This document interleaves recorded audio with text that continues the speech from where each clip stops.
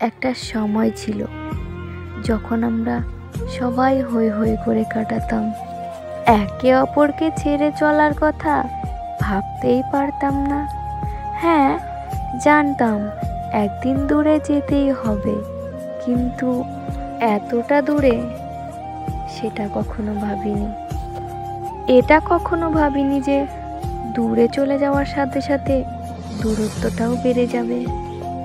শুধু তাই নয়, কাছে থেকেও যে দূরত্ব বাড়িয়ে দেওয়া যায় সেটাও কখনো ভাবিনি।